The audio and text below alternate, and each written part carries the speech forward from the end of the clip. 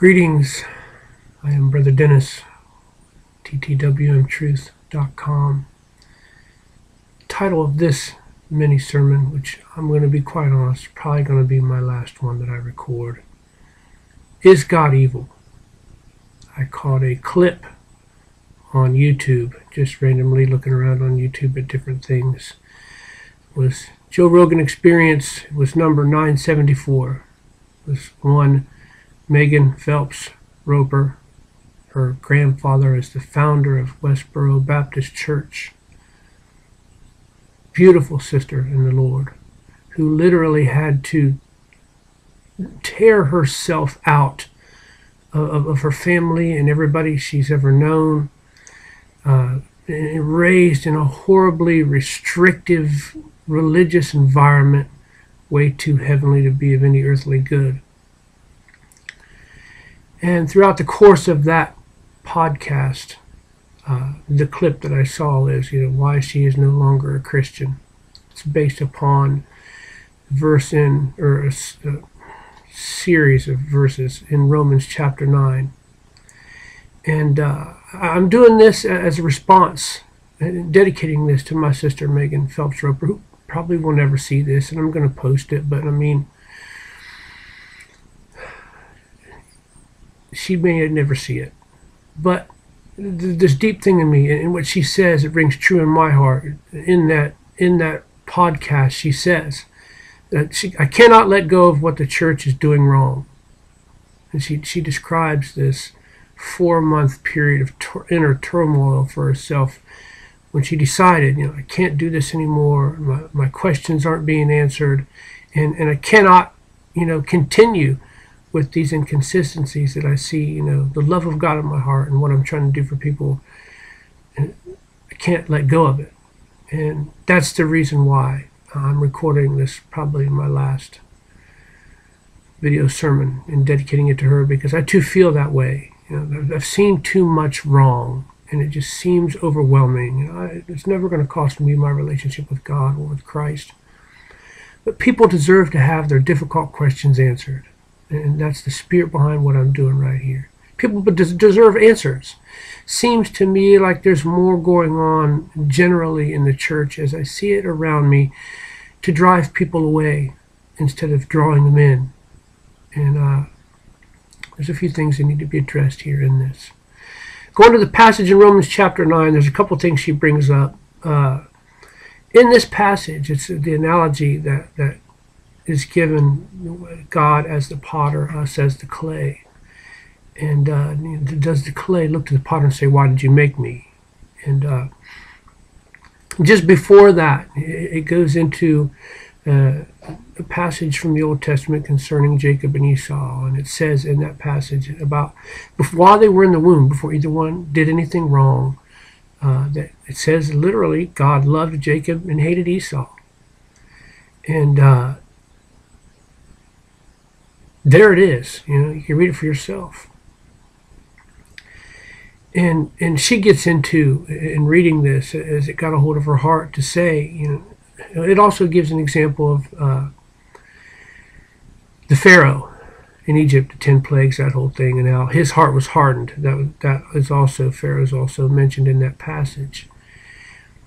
And she says, well, if God, before these people were made, he made a decision that some are going to be vessels of mercy, some are going to be vessels of wrath, and that he creates these people literally to do these things, basically to be pitched into the fire, and says, there's no way around for that, to see that as God is evil.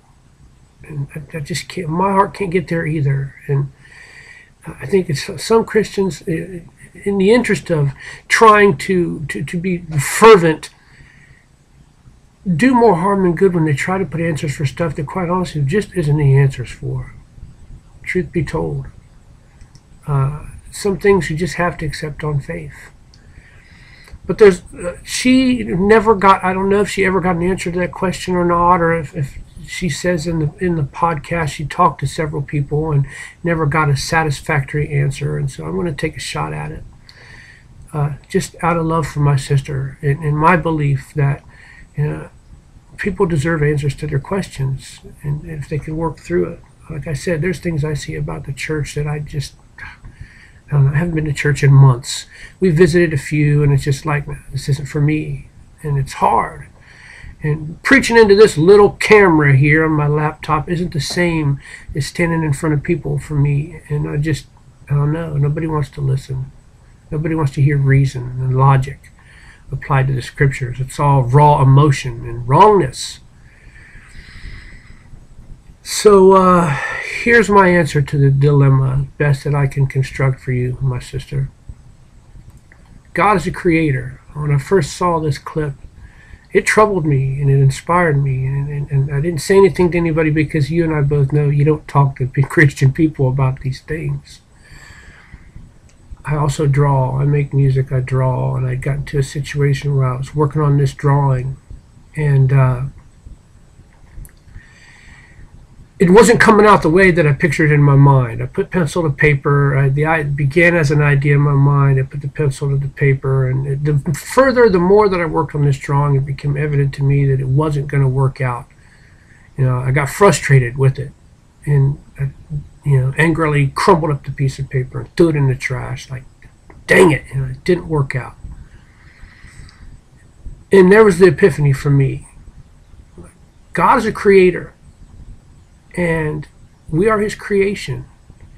And you can't pit different qualities of who God is against other qualities of who God is. To walk around and say God is only love, can't be done, because there are other qualities about God that make us uncomfortable. God, he is love, and maybe primarily love. But God is also wrath.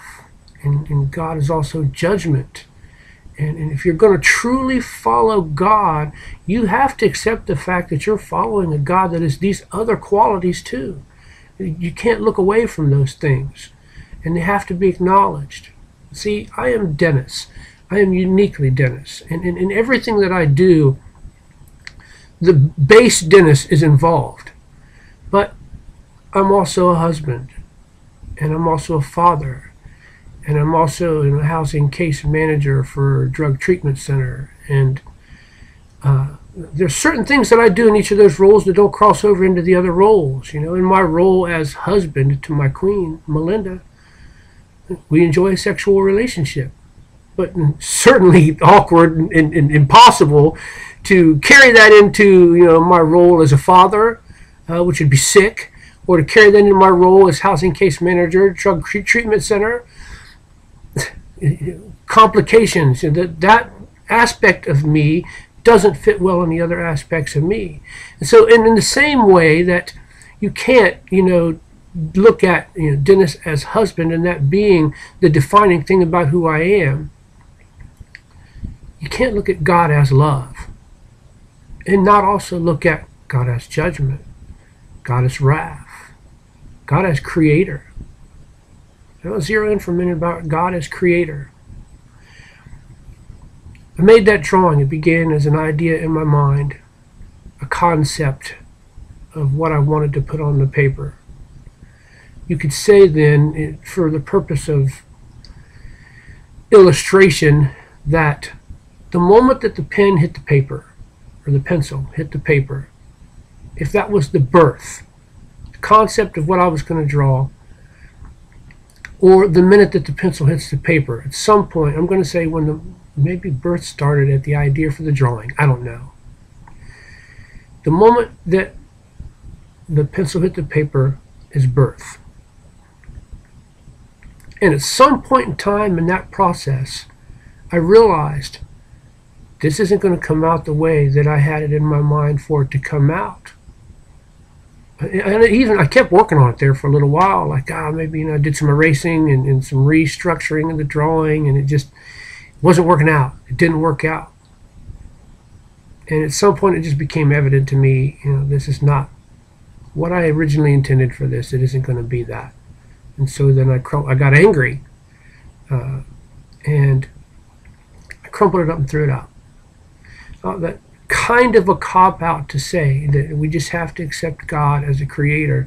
And when the creation or the person, peoples that he tries to create don't come out the way that he wanted them to, he has the right as a creator to just crumple that up and throw it away. It's crappy. It's an answer.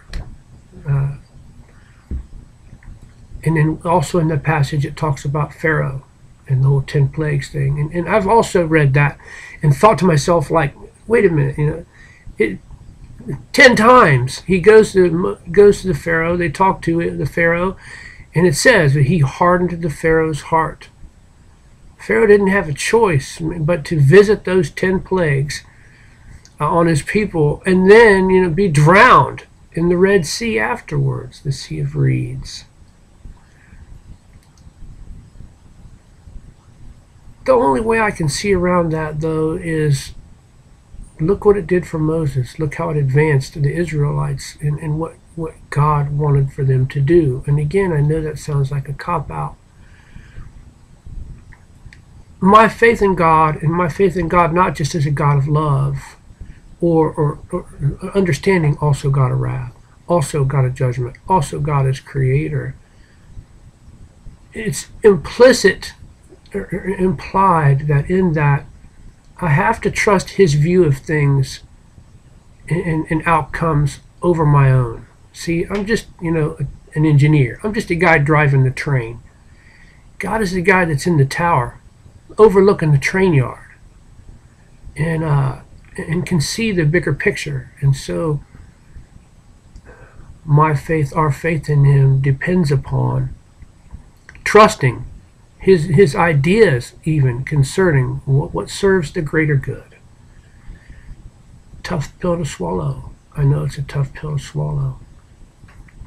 I think we could do more for people.